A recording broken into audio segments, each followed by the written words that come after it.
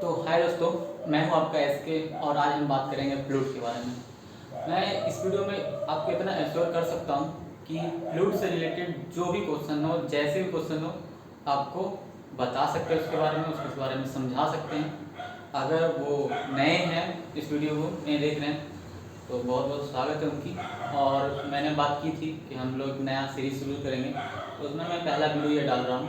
Okay, तो खासकर जो फ्रेशर जो अभी कॉलेज में है, अगर वो वीडियो देख रहे हैं तो उनके लिए तो बहुत बढ़िया है, और जो भी इंटरव्यू देने वाले हैं तो उनके लिए भी काफ़ी अच्छा है, क्योंकि फ्लूट से किस तरह के क्वेश्चन कहाँ से एक्सपेक्ट हो सकते हैं ये सारे वीडियो में बताएंगे। थोड़ा सा वीडियो लंबा हो सकता है, मैं कोशिश करूँगा कम से कम टाइम में हो जाए। ओके, तो अच्छे से बात कीजिएगा। Let's begin. पहला क्वेश्चन ये फ्लूट। तो फ्लूट है क्या? तो हम लोग समझते हैं फ्लूट क्या है। तो फ्लूट एक सब्सटेंस है जिसमें क्या होता है, या अगर जब आप शियर फोर्स अप्लाई करते हैं तो वो डिफॉर्म हो जाता है। ओके, तो हम लोग लिखते हैं fluid is a substance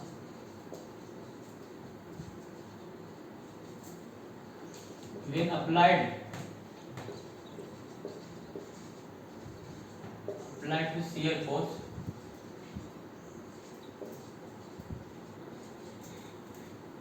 and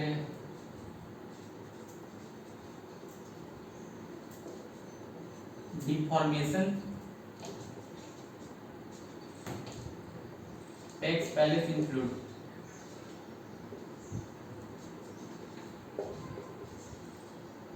हम समझेंगे कि अब डिफॉर्मेशन मतलब क्या हुआ। यहाँ पर ही दो टर्म ज़्यादा आ रहा है, एक आ रहा है डिफॉर्मेशन और एक आ रहा है शियर फोर्स। हम ये दोनों समझेंगे, ठीक है। तो शियर फोर्स कुछ नहीं है, शियर फोर्स जैसे कि P इक्वल टू एक बाई ए होता है। ओके, तो यही है एक इक्वल टू P इंटू ए। यहाँ पर एक जो है वो शियर फोर्स है आपका। ओके ओके, अब एक टर्म है डिफॉर्मेशन। डिफॉर्मेशन किसको बोलते हैं? जैसे मान लेते हैं कोई लिक्विड है, यहाँ पर इस कंटेनर में ऐसा है, ऐसे ऐसे। ओके, क्या हुआ जब हम इसको फोर्स लगाएं तो ये जो पॉट है क्या हो सकता है, टेढ़ा हो सकता है। तो इसका जो शेप जो था इस तरह से ये बाहर नीचे गिरने लगेगा, आपसे पैसे बन जाएगा। समझ रहे हैं? तो आपका पहला ही खत्म हुआ फ्लूइड। अब हम आएंगे नेचर ऑफ फ्लूइड के बारे में कि फ्लूइड का नेचर कैसे कैसे हो सकता है। तो फ्लूइड का नेचर आपका तीन फॉर्म में मिल सकता है, एक है लिक्विड और गैस एंड वेपर।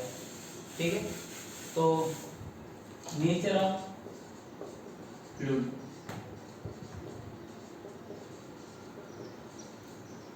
ठीक। तो नेचर ऑफ फ्लूइड में तीन है। पहला है लिक्विड, दूसरा है गैस एंड थर्ड वन इसको जिसको बोलते हैं वेपर, या फिर नाम बोल सकते हैं आप, सिर्फ गैस या गैस और वेपर बोल सकते हैं। लेकिन हम जैसे ही गैस और वेपर की बात करते हैं तो अंतर क्या है गैस और वेपर में?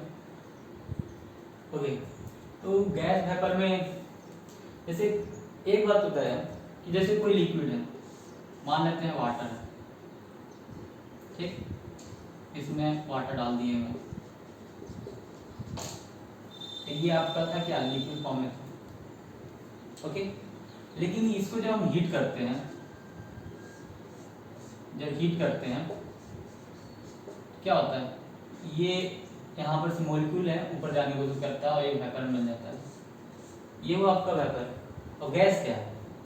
गैस जैसे ऑक्सीजन है आपका, उसको लिक्विड से नहीं बनाया गया, उसको हम लोग वो गैस फॉर्म में ही रहता है, हम उसको अपनी ज़रूरत के हिसाब से जो ऑक्सीजन है उसको लिक्विड बनाते हैं। ऐसा नहीं है फिर लिक्विड बन जाएगा फिर उसका वेपर बनेगा, तो वेपर से फिर गैस बनेगा।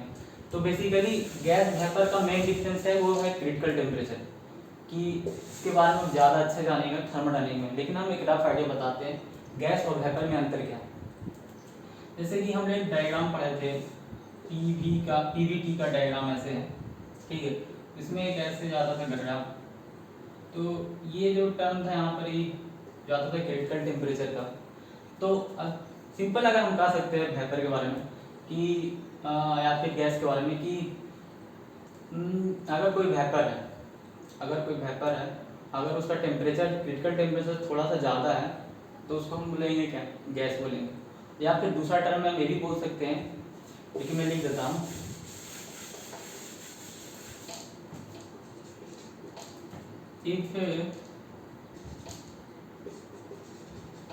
if temperature of any substances more than the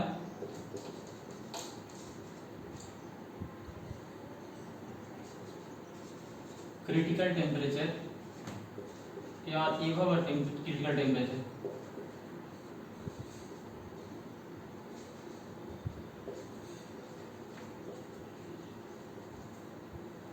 तो हम then it's called गैस। तो अगर कोई भी सब्सटेंस क्रिटिकल टेम्परेचर से ऊपर चला जाता है तो एक बात याद रखिएगा, उसको कभी भी हम कंप्रेशन मेथड से उसको लिक्विफाई नहीं कर सकते। जब भी करना पड़ेगा तो वो है कूलिंग मेथड से। तो मेन यहाँ पर डिपेंड आ सकता है। Then substance will liquefy, substance will liquefy with cooling provision,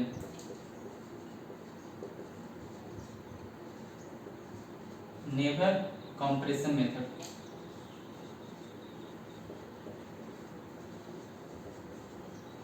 okay, तो आप इस तरह से बता सकते हैं, क्योंकि ये क्वेश्चन मैं फेस कर चुका हूँ हाई वाटर बोर्ड में, कि मैं भी वहाँ जब पूछा गया था नेचर ऑफ फ्लूइड तो मैं लिक्विड गैस एंड वेपर बताया, तो पहले क्वेश्चन आया गैस वेपर के अंदर। ठीक है, तो मैंने बताया था क्रिटिकल टेम्परेचर के बारे में, तो क्रिटिकल टेम्परेचर को डिफाइन करने के लिए बताया कि क्रिटिकल टेम्परेचर क्या है, तो आपको क्रिटिकल टेम्परेचर भी डिफाइन कराने के लिए बताया। ठीक है, कि ये कैसा पीवीटी डायग्राम है। अगर आपको क्रिटिकल टेम्परेचर डिफाइन करने के लिए बोलेगा तो आप सिंपल है वो डायग्राम बनाइए पीवीटी का, वहाँ पर दिखाइए कि ये क्रिटिकल टेम्परेचर है और इसके, क्योंकि हर एक सब्सटेंस का क्रिटिकल टेम्परेचर सबका अलग अलग है, इसलिए आप किसी को स्पेसिफाई नहीं कर सकते। बस इतने बता सकते हैं कि एक ऐसा है टेम्परेचर जिसपे क्या होता है, कोई भी वेपर है उसके ऊपर जाता है तो गैस बन जाता है, सिंपल। अगर उसके ऊपर अगर कोई गैस है उसके नीचे आता है तो वेपर रहता है। ओके, तो आप इस तरह से बता सकते हैं। ये होगा आपका नेचर ऑफ फ्लूइड में। इंटरव्यू में जब भी आप क्वेश्चन बोलिए, कोई भी नया वर्ड आया हो तो जरूर पूछेगा। ठीक है, अब हम लोग आते हैं फ्लूइड। एक ऐसा फ्लूइड है जो रियल फ्लूइड है और एक आइडियल फ्लूइड। तो हम लोग आइडियल फ्लूइड और रियल फ्लूइड दोनों के बारे में बात करेंगे। Ideal fluid,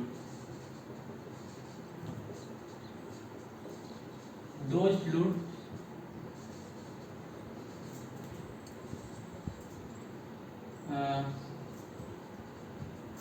does not have resistance,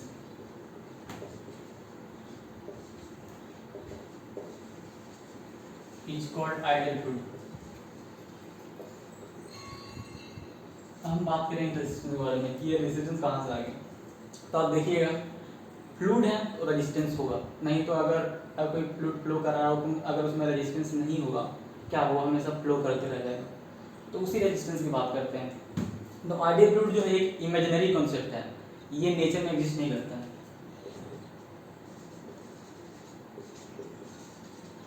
ideal fluid never exist in nature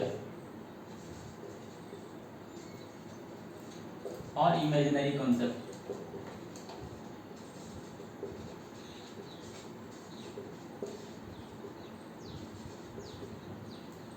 okay, अब आते हैं रियल फ्लूइड के बारे में।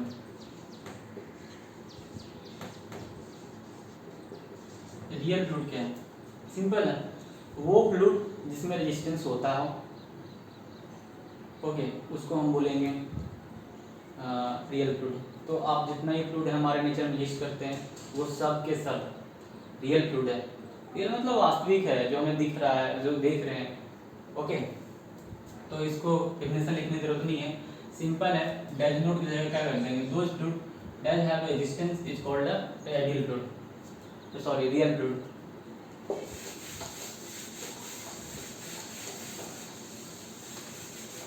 फिर बात ये आ जाती है कि हम लोग पढ़ते क्यों हैं आइडियल फ्लूइड के बारे में। तो एक सिंपल है कंपेयर करने की। हम लोग ऐसे जाते हैं, जैसे इंडस्ट्री है, अगर अगर सपोज दैट अगर हमारा रेजिस्टेंस नहीं होता तो हम एक बार पंप, इतना सारे पंप लगाने की जरूरत ही नहीं पड़ता, एक बार फ्लो कराते आराम से फ्लो होते फ्लो होते फ्लो होते फ्लो होते रहता, हमें पंप की जरूरत नहीं पड़ता। लेकिन हमें ये भी दिक्कत है क्योंकि हमें क्योंकि स्टोर करना है तो रेजिस्टेंस तो होना चाहिए, रुकना चाहिए, फिर दिक्कत है। इसीलिए जो बनाया हुआ है वो ऐसे रहने दीजिए। ये एक इमेजिनरी कॉन्सेप्ट है। अब हम लोग बात करते हैं इसके टाइप्स की। तो हम दो तरह से बात कर सकते हैं, एक्सटर्नली अप्लाइड टेम्परेचर प्रेशर के आधार पर, और एक है शियर फोर्स। ओके, हम लोग पहले बात करते हैं एक्सटर्नली अप्लाइड टेम्परेचर प्रेशर पे।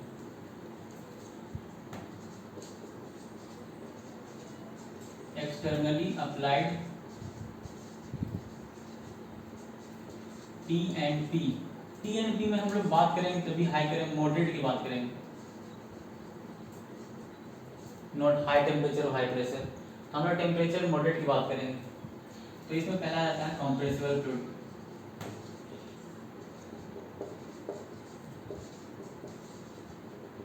ओके, और दूसरा आता है इनकम्प्रेसिबल फ्लूइड।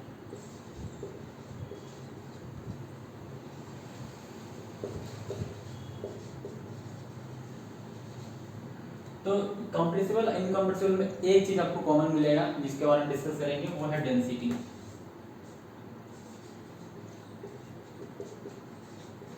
अगर टी एंड पी से इफ टी एंड पी से अगर इफेक्ट करता है डेंसिटी को, उस चेंज होता है, इफेक्ट करना मतलब चेंज होता है, तो हम उसको बोलेंगे compressible. And T affect the fluid। Okay, और ये क्या हो जाएगा, T and P does not affect fluid density. तो आप डेंसिटी के बारे में जानते होंगे, मास बाय वॉल्यूम, सिंपल है, मास बाय वॉल्यूम। और इसी को हम लोग बोलते हैं मास डेंसिटी भी, कोई अलग चीज नहीं है ये डेंसिटी, सिंपल डेंसिटी को हम मास डेंसिटी बात करते हैं। तो आई होप इसमें सारे टर्म आपको क्लियर होंगे। तो एक है कंप्रेसिबल फ्लूइड में क्या आंसर आ जाएगा, गैस आ जाएगा, वेपर आ जाएगा, और इनकम्प्रेसिबल में आपका लिक्विड आ जाएगा। क्योंकि आपको इसको थोड़ा सा टेम्परेचर प्रेशर दीजिए तो कोई इफेक्ट नहीं आता। आप देखते होंगे शुरू में आप घर पे खाना बना रहे हैं तो शुरू में टेम्परेचर बढ़ा रहे हैं, नहीं कुछ होता है। बहुत ज़्यादा जब टेम्परेचर देने लगते हैं तो क्या होता है, वो फिर वेपर में कन्वर्ट होने लगता है। तो इसीलिए हम लोग बात करते हैं मॉडरेट का। इसलिए आप जब भी बताइए तो मॉडरेट टेम्परेचर प्रेशर की बात कीजिए। और एक चीज़ है कि जैसे कि एक एग्जाम्पल में मैं समझा, जैसे कि लिक्विड है, लिक्विड हम इनकम्प्रेसिबल में बात की, तो अगर 5 atm if more than 5 atm pressure, तो जो लिक्विड है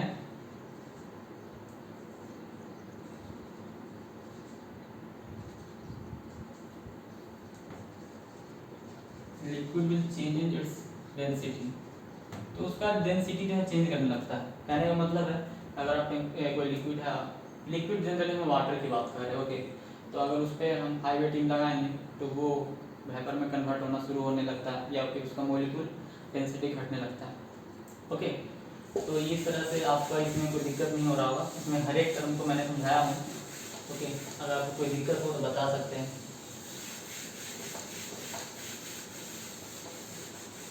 अब आता है shear force and shear force के आधार पर बेस्ड ऑन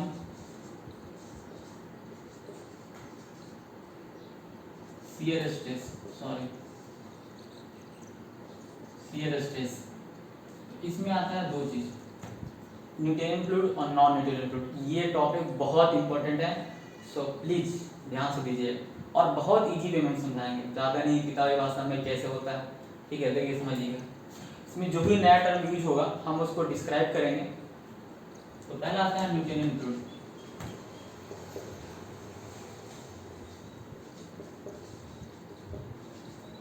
और दूसरा आता है नॉन न्यूटोनियन।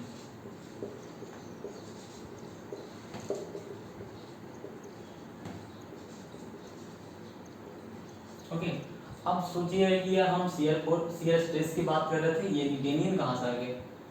न्यूटन जी हर जगह आ जाते हैं, अब क्या करें, ऐसा थी मतलब कहों भी चैन, मतलब क्या बताएं, जब से न्यूटन फासला पढ़े हैं 8th क्लास से तब से लगे हुए हैं। चलो फिर से हम पढ़ते हैं क्योंकि बहुत परिचित नाम है। और न्यूटन आप हीट ट्रांसफर ले लीजिए, वहाँ भी आपका आता है। सेकंड जब हम लोग पढ़ते हैं कि कन्वेक्शन मेथड में, तो कन्वेक्शन मेथड में हीट ट्रांसफर किससे होता है? जो है न्यूटन लॉ को लिए। न्यूटन जी हर जगह आ जाते हैं भाई, उसको कभी नहीं रोक सकते। पता नहीं क्यों उनके आगे एक सेव गिर गया था, उसके तब से बाद दिमाग ही काम करना शुरू हो गया। तो न्यूटन फ्लूइड और नॉन न्यूटन फ्लूइड, तो आते हैं इसमें एक टर्म आएगा न्यूटन लॉ ऑफ विस्कोसिटी।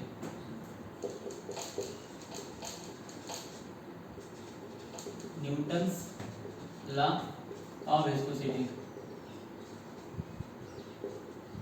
हम लोग बात करेंगे। न्यूटन्स लॉ ऑफ विस्कोसिटी क्या होता है? ये बोलता है tau equal to nu upon D U by D Y. ये आपका हो गया न्यूटन्स लॉ ऑफ विस्कोसिटी। कहने का मतलब है कि अगर कोई फ्लूइड है, ठीक है, अगर कोई फ्लूइड है, अगर टाउ और डी यू और डी वाई अगर लगाते हैं, अगर वो मान उसका म्यू आ जाता है, ये कांस्टेंट हो जाता है। अब कोई फ्लूइड है, हम बताएंगे कि क्या शियर स्ट्रेस, यहाँ पर ये आता है शियर स्ट्रेस, ये जो आपका शियर स्ट्रेस है। अब शियर स्ट्रेस के बारे में थोड़ा हम चर्चा करते हैं कि शियर स्ट्रेस क्या है, और शियर फोर्स के बारे में कि ये दोनों अलग कैसे हैं। देखिए, जो आपका शियर फोर्स है और आपका शियर स्ट्रेस है, ये दोनों में, ये जब भी लगेगा ना तो ये पैरेलल डायरेक्शन लगेगा, और ये जब भी लगेगा तो ये परपेंडिकुलर डायरेक्शन लगेगा। ठीक है, बस इतना ही समझिए, दोनों का काम सेम है।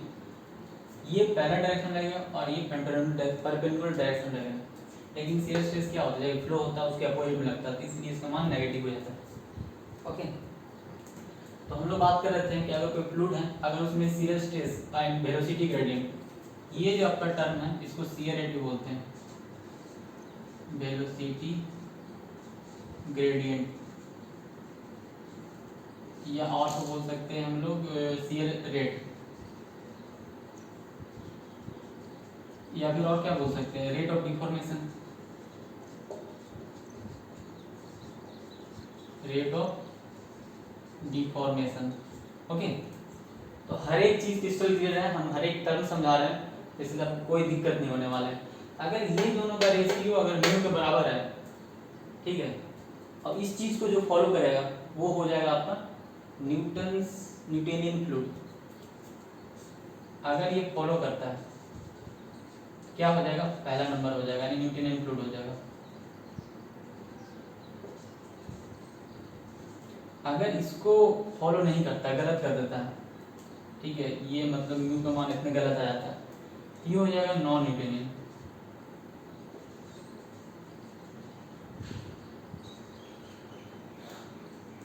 इसको तो हम ऐसे डिफाइन करके एक और तरीका है जो हम लोग डिफाइन करेंगे। ओके, देखते हैं क्या बात करते हैं, कैसे डिफाइन करते हैं। इससे पहले कि हम पूरा बताएं न्यूटोनियन फ्लूइड में, न्यूटोनियन फ्लूइड का एक और डेफिनेशन हम देते हैं। देखिए, आप लोग काफ़ी देखे होंगे, पहले आप गौर किए होंगे या नहीं। जैसे कि ये आपका डायग्राम है,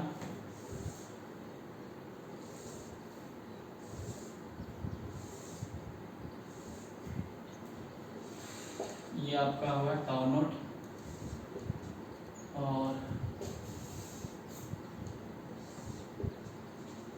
और ये होगा आपका टाउ, ठीक है, और ये आपका हो गया D U by D Y. ये इसका कर्व हो गया न्यूटोनियन का, न्यूटोनियन फ्लूइड। ये आपका होगा डायलेटेंट, हम चर्चा करेंगे डायलेटेंट की,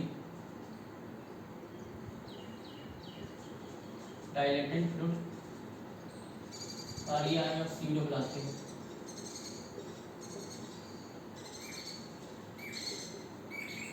थोड़ा स्पेलिंग थोड़ा गलत होगा, वो सब देख लीजिएगा।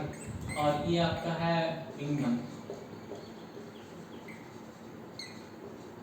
बिंघम फ्लूइड कह लीजिए या फिर बिंघम प्लास्टिक कह लीजिए, दोनों एक ही चीज बात। ओके, तो एक ग्राफ के माध्यम से हम बता सकते हैं न्यूटन में फ्लूइड का डिफिनेशन कि अगर हम du बाई और dy यानी कि शियर रेट और टाउ के बीच में अगर हम ग्राफ खींचते हैं, अगर वो ऑरिजिन से पास करता है तो क्या होगा, वो फ्लूइड, वो न्यूटन में फ्लूइड होगा। ऑरिजिन से पास करता है वो स्ट्रेट जाता है, ठीक है, तो वो होगा आपका न्यूटन में फ्लूइड। तो इस तरह से ये डिफिनेशन हो गया। अब हम लोग आते हैं थोड़ा सा नॉन न्यूटन के बारे में, इसको कहते हैं क्योंकि इसका अभी एप्लीकेशन होने वाला है। नॉन न्यूटोनियन, जैसा कि आपको बताया था, अगर न्यूटन लॉ ऑफ विस्कोसिटी को फॉलो नहीं करता तो नॉन न्यूटोनियन हो गया। इसको हम दूसरे टर्म में डिफाइन कर सकते हैं। देखिए कि अगर कोई फ्लूइड है, अगर उसमें सेकंड सस्पेंशन है, पार्टिकल है, अगर कोई सेकंड सस्पेंशन है, उसको हम लोग बोलेंगे नॉन न्यूटोनियन। जैसे कि मान लेते हैं कि पेपर है और उसमें क्या डाल दिया, वाटर डाल दिया, वाटर में पेपर डाला हुआ, तो ये आपका नॉन न्यूटोनियन में आता है। तो दो फेज है, ठीक है। तो जैसे टूथपेस्ट है, तो टूथपेस्ट सिंगल नहीं है, उसमें दूसरा फेज, बहुत सा लिक्विड जो सॉलिड पार्टिकल है या फिर और दूसरा पार्टिकल उसमें मिलाया गया है, तो इसीलिए बोलते हैं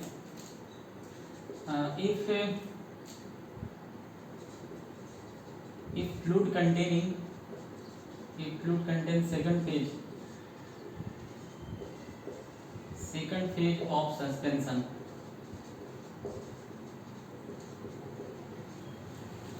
in behavior,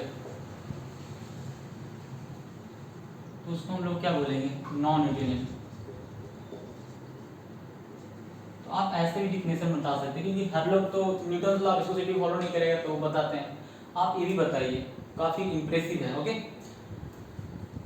तो इसमें हो गया है, आप समझ गए होंगे।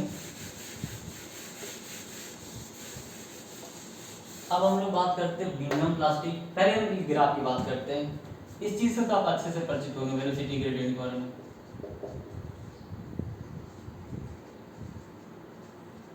या फिर शियर रेट कह लीजिए, शियर रेट ऑफ डिफॉर्मेशन कह लीजिए, everything will be same. Okay, फिर दूसरा आता है टाउ एंड टाउ नोट। इसको देखते हैं, टाउ क्या है। टाउ है आपका शियर स्ट्रेस, इसकी पहले भी चर्चा कर चुके हैं। अब है टाउ नोट।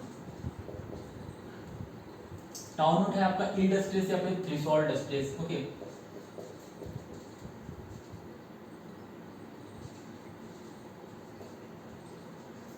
या फिर यील्ड स्ट्रेस।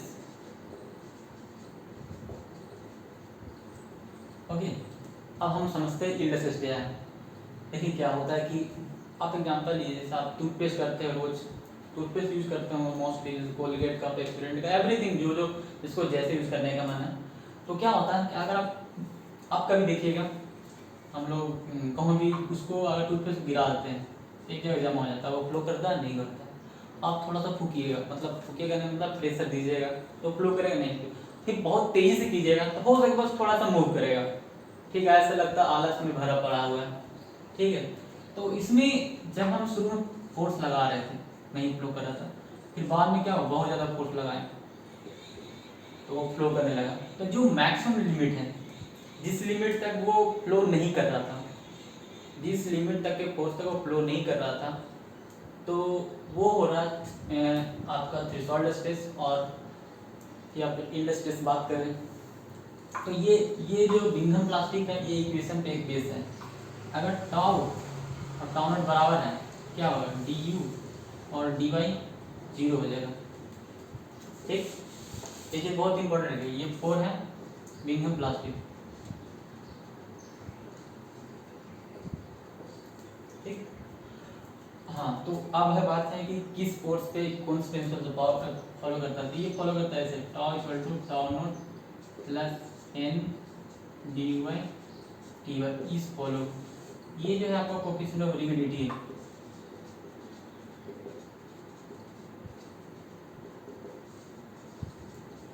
जो भी हो। तो कितना कोई रिजिड है उसका एक टर्म है, इसको जोड़ा गया है, तब इस तरह से बनते हैं हमारा बिंगम फ्लूइड या बिंगम प्लास्टिक, जिसमें आपका टूथपेस्ट आता है, जेली आता है, कुछ कुछ स्लरी भी आता है, ठीक है, इस टाइप का। अब आता है स्यूडो प्लास्टिक। स्यूडो का नाम सुनते हैं आपको क्या दिमाग में आता है? पढ़े होंगे पहले। स्यूडो मतलब ऐसा जो झूठा है, मिथ्या है, जो ऐसा होता नहीं है, और प्लास्टिक जो कि है ही नहीं, तो ऐसा झूठा वाला प्लास्टिक है, ठीक है। मतलब झूठा वाला प्लास्टिक की तरह बिहेव करता होगा या फिर नहीं करता होगा, जो भी हो, लेकिन ये झूठा प्लास्टिक नहीं है, ये सब झूठा वाला प्लास्टिक है। तो इसमें क्या होता है, थोड़ा सा हम इसको क्लियर करेंगे, ये आप समझ होंगे बात। स्यूडो प्लास्टिक की देखो, ये तीन चीज आपका स्यूडो प्लास्टिक और डायलेटेंट में एक चीज बहुत, दो चीज बहुत कॉमन है। एक है आपका विस्कोसिटी, जिसको रो से डिनोट करते हैं, और दूसरा है आपका वेलोसिटी ग्रेडियंट। वेलोसिटी ग्रेडियंट जिसको हम लोग dy की बात करते हैं। तो विस्कोसिटी और वेलोसिटी ग्रेडियंट, विस्कोसिटी समझ रहे होंगे, एक एकदम सिंपल भाषा में बता रहे। विस्कोसिटी, अगर कोई फ्लूइड फ्लो कर रहा है तो उसमें एक खुद जो अपोजिट डायरेक्शन में फोर्स लगता है, या फिर जो वो नहीं चाहता फ्लो करने, ये जो नहीं चाहने वाला फ्लो करने का जो टेंडेंसी है, तो कोई ना कोई तो रोकता होगा। तो जो रेसिस्टेंस जो रोकता है वही है आपका विस्कोसिटी। अगर कोई फ्लूइड फ्लो करा रहा है तो अपोजिट डायरेक्शन में जो फोर्स लगते हैं या फिर रेजिस्टेंस होता है, तो उसको बोलते हैं विस्कोसिटी। आई होप समझ गए होंगे। अब है अगर विस्कोसिटी, अगर हम लोग बात करें स्यूडो प्लास्टिक के लिए, स्यूडो अगर रो का मान अगर घटता है विथ dy का मान इंक्रीज करने से, कैसे सुनिएगा, स्यूडो प्लास्टिक अगर डेंसिटी का मान घटता है और dy ये बढ़ता है, तब एग्जाम्पल आप देख लीजिए स्यूडो प्लास्टिक के क्या क्या एग्जाम्पल है कि आपका दूसरा सेकंड फेज में सस्पेंशन होते हैं वो लोग, जैसे कि ब्लड है, ठीक है, फिर रबर लेटेक्स है, ये सब चीज़ें जो है ना आपका स्यूडो प्लास्टिक में आता है। तो इसमें आप वेलोसिटी ग्रेडियंट बढ़ाइएगा तो आपको डेंसिटी जो है, सॉरी, विस्कोसिटी घटेगा। विस्कोसिटी घटेगा का मतलब क्या, वो तेजी से फ्लो करेगा। ओके, एक चीज़ और मैं बार बार टर्म आ रहा है dy, ये है क्या, इसको समझते हैं। dy, ओके, देखिए ये फ्लूइड है, ये सब फ्लूइड है। फ्लूइड ऐसा माना जाता है कि बहुत पतले पतले पतले पतले लेयर के साथ बना हो, पर हम लोग मान लेते हैं कि ये लेयर है और ये लेयर, इसके बीच में कितना y है। तो जब फ्लो वेलोसिटी u कर रहा है, इसके बीच में डिस्टेंस y है, तो इसी को लिया है dy, कोई दूसरा चीज़ नहीं है। तो ये आपका वेलोसिटी ग्रेडियंट। ओके, अब है दूसरा, हम बात करते हैं डायलेटेंट की। इसमें क्या हो रहा है, बस ये एरो ऊपर हो जा रहा है, ऐसा नहीं है। ये विस्कोसिटी, अगर dy अगर बढ़ेगा, वेलोसिटी ग्रेडियंट बढ़ेगा तो इसका भी मान बढ़ेगा। ओके, मतलब विस्कोसिटी में बढ़ेगा तो उसको बोलते हैं डायलेटेंट फ्लूइड। जैसे एग्जांपल में देख लीजिए, एग्जांपल में देखिए ऐसा होता है, समझ, पेपर नहीं, पल्प इन वाटर,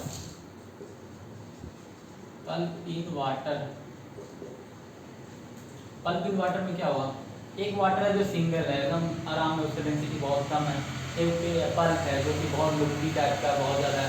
अब उसमें आप उसको वेलोसिटी रेट बढ़ाइएगा, मतलब उसको ज़्यादा घुमाएगा, एजिटेट कीजिएगा, तो क्या होगा, वो और ज़्यादा गाढ़ा हो जाएगा, विस्कोसिटी बढ़ जाता है वहाँ पर, कम फ्लो करेगा।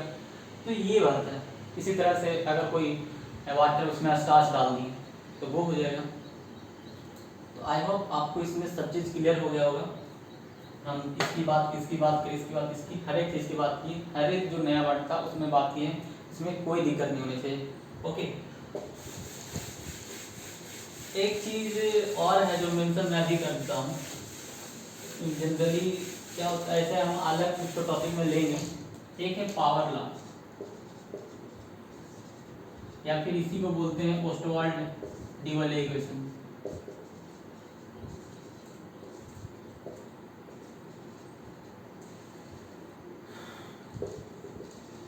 ऑस्वाल्डी वाले इक्वेशन। इसमें क्या बोलते हैं कि ये जो टाउ है k into T U by T Y power n है। अगर k बराबर देखिएगा k बराबर न्यू हो जाए और n बराबर 1 हो जाए तो this is called Newtonian fluid.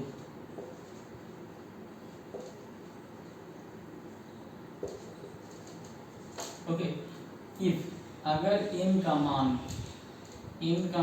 Less than 1, पहले हम लेस देन 1 हो जाएगा तो इसको बोलेंगे हम लोग स्यूडोप्लास्टिक।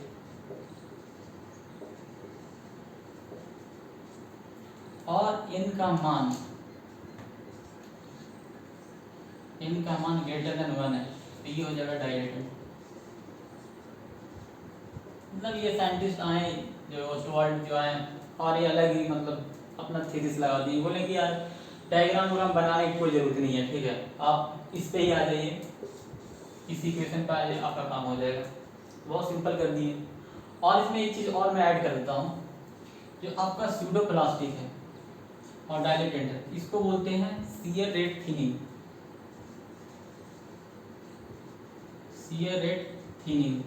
थिकिंग।